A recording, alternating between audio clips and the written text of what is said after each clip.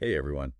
In technical writing, finding the right tools is kind of a big deal, right? Oh yeah, it can make all the difference. So today we're gonna dive deep into RoboHelp. Okay. Sound good. We're really lucky to be working with some great insights from Curt Robbins. Yeah. He's a senior technical writer and he's worked with like some pretty big names. Oh yeah. FedEx, Microsoft, even Wells Yeah. Fargo, right? Yeah, exactly. So he really knows his stuff. For sure. And it's interesting. RoboHelp itself has like this really long history, kind of like mirrors our field in a way. That's true. It goes way back, even before the modern web as we know it, like back to the days of WinHelp Mental files. files, wow. Yeah, 1991. 1991. That's going back a bit. It is. I mean, think about it. Like from those early files to HTML help and now responsive HTML5. It's amazing. That's a lot of change. I think that really shows how committed RoboHelp is to, staying relevant, which is so important, especially in tech. Oh, absolutely. When you invest in a tool, Yeah. you want to know it's going to keep up. So let's get into it. What are some of the big features that would really matter to our listeners? People in technical writing, documentation, that kind of thing. Right. Well, instead of just listing everything, let's focus on what solves problems. Like, think about multi-channel publishing. Okay, yeah. Multi-channel publishing. You work hard on your documentation, and RoboHelp makes it so easy to share it everywhere. Makes sense. PDFs, websites, even like mobile-friendly stuff. All from the same source. Yeah. That's awesome. I remember back in the day when I was juggling like different versions for each platform. Right. It was a nightmare. And then there's responsive design. Okay, so this is like making sure the content looks good on any screen size. Yes. So you create the content once, and RoboHelp does the magic. Okay. It adjusts to different screen sizes automatically. So is it using something like CSS media queries to make that happen? You got it. That's exactly how it works. Clever. That's a huge time saver. Yeah. Now, what about collaboration? That's always a trickle part of the job. How does RoboHealth handle that? Yeah, good point.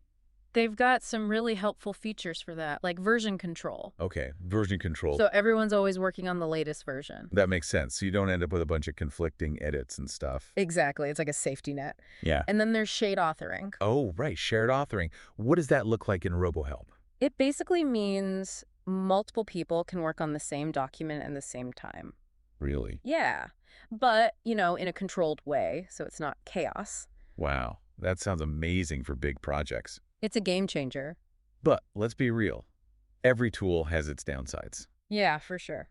So what are some of the things about RoboHelp that our listeners should, be aware of? Well, honestly, one of the biggest ones is probably the cost. Yeah, that's always a factor. Especially for smaller teams or startups, it can be a significant investment. I see. So you really have to weigh the benefits against the price. Right. You have to make sure it makes sense for your budget. Exactly. And then there's the learning curve. Okay. So this means it's not like super intuitive right out of the box. Well, the basic stuff is pretty easy to pick up, but some of the more advanced features, like conditional content or scripting, those can take some time to master. So for someone who's just starting out with RoboHelp, where should they begin? My advice, start small. Good advice. Don't try to learn everything at once. Yeah. Pick a small project, get comfortable with the basics, and then you can, gradually explore those more advanced features. That makes sense. And there are tons of resources online, too. Tutorials, documentation, even a whole community of users. Oh, wow. So there's a lot of support out there if you need it. Definitely. That's good to know. So we talked about some of the potential downsides, but I mean, RoboHelp must have some pretty strong points too, right? What are some of the things that make it really stand out? I think one of the biggest strengths is its versatility. So it can handle all sorts of documentation needs. Simple user guides, complex online help systems, even like knowledge bases. Wow, so it's pretty adaptable. It really is. And then there's the customization. Oh, custom. You can really tailor the output to match your company's style. That's important. You have control over fonts, colors, layouts, you name it. So you can make it look really professional and polished. Exactly. And of course, there's the fact that Adobe, they keep RoboHelp updated. Yeah, that's crucial. Especially in the tech world, things are changing so fast. Right. You need a tool that can keep up. And RoboHelp does a good job of that. So it seems like RoboHelp has a lot to offer, and we're really just scratching the surface here. Yeah, we are. But before we go any deeper, let's talk about how RoboHelp tackles the review and feedback process, because that can be a real headache sometimes. Oh, tell me about it. Yeah. But you know what? RoboHelp actually makes it a lot smoother. Imagine you've just finished a big, complex document. Now you need feedback from all sorts of people. Subject matter experts, editors, stakeholders, everyone. Ugh, that can be a nightmare. Uh, Emails flying back and forth, different versions. It's oh, confusing. all right. But with RoboHelp, reviewers can actually add comments directly within the document. Oh, wow. So it's all in one place. Exactly. No more messy email chains. And you can assign different roles to different reviewers. Okay, that makes sense. So you can control who has access to what. Exactly. It streamlines the whole process, and then, there's single sourcing. Single sourcing. Okay, I've heard that term, but to be honest, I'm not exactly sure what it means. It basically means you create content once, and then you can reuse it across different outputs. So like if you need a user guide and an online help system and a knowledge base article, Yes. all on the same topic, you don't have to start from scratch every time. Nope. You just create these content modules, and you can reuse them wherever you need them. Okay, I'm starting to see how this could be really powerful. It is, and if you need to update something, Yeah. you just change it once, and it updates everywhere. No more like copying and pasting and trying to keep everything in sync. Exactly. It saves so much time and prevents errors.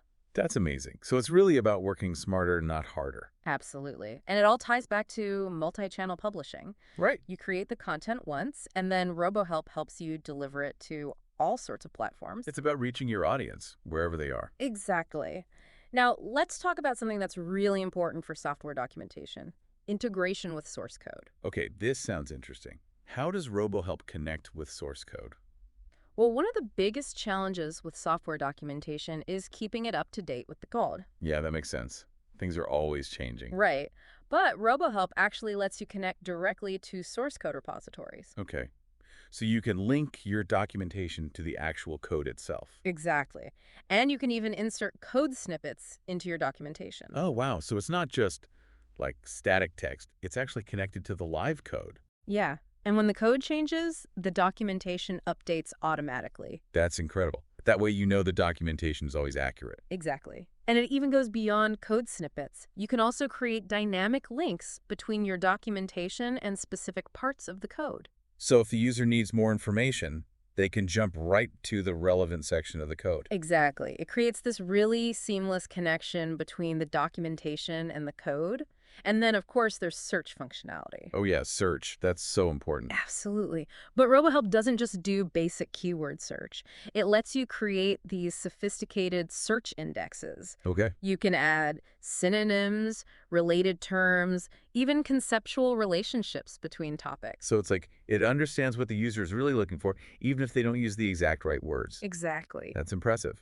So it seems like RoboHelp really does have a lot to offer, from the basic stuff to some really advanced features. It does. I'm really starting to see how powerful it can be. And I'm sure our listeners are getting a lot out of this. I hope so. But before we wrap up, let's connect all this back to, the real world. Okay. How can our listeners, people in technical writing, documentation, how can they actually use RoboHelp to make their lives easier? Right. Well, think about the challenges you face every day. You're writing about complex stuff, you have tight deadlines, and everyone wants a piece of your time. Yeah, that sounds familiar. It can be overwhelming sometimes. I know. But what we've been talking about today is how RoboHelp can help you tackle those challenges. I see.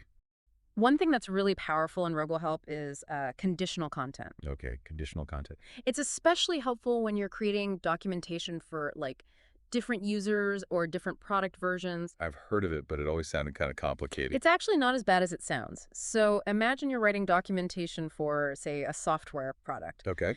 And it has different editions, right? Right. Different features, different levels, that kind of thing.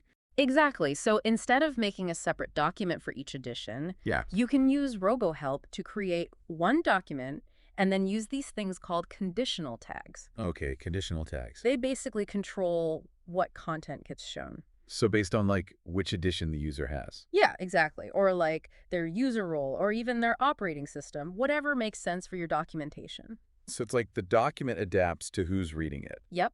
It's really flexible, and it saves you a ton of time and effort. That makes sense. No more juggling a bunch of different files. Yeah. So, okay, you mentioned output presets. Oh, yeah. Those are really cool too. How do those work with conditional content? So basically, you can define different output presets for different situations. Like one preset for a PDF, another for an online help system, something like that. Exactly. And each preset can like inherit the conditional logic from your main document. So it all stays consistent no matter the format. Yep, it's all automatic. Now, getting a bit more technical, there's also extensibility. Okay, extensibility. That sounds pretty advanced. It's basically about, pushing RoboHelp even further. How so? Well, it has a really powerful API and it supports scripting. Yeah. So you can actually like build custom features. So it's not just a closed system. You can actually make it do more. Exactly. You can automate tasks, create reports, even integrate it with other tools. Wow, that's pretty powerful stuff. So it's really adaptable to like different workflows. Yeah, it's really versatile. Now, one more thing I wanted to touch on is accessibility. Accessibility, okay. Yeah, That's obviously really important for making sure everyone can use the documentation. absolutely. And RoboHelp actually does a great job here. It follows all those like industry standards, things like WCAG, Okay. and it has built-in features to help you make your content accessible. So it's not just about like knowing the rules, it's actually giving you the tools to do it right. Exactly. It helps you with things like alt text for images, making sure tables are accessible, all that stuff. So it's really about building accessibility into the process from the start. That's the idea. So, we've covered a lot of ground with RoboHelp. We really have. And, a huge thank you to Curt Robbins. His insights have been incredibly helpful. And to everyone listening, remember, RoboHelp is a tool, That's right. but it's a powerful one. And ultimately, it's up to you to use it effectively. You're the ones creating the documentation after all. Exactly. So take what you've learned, explore, experiment, and see how RoboHelp can help you make your documentation even better. So until next time, keep diving deep, keep exploring, and most importantly, keep those words flowing. Yes. Happy writing, everyone.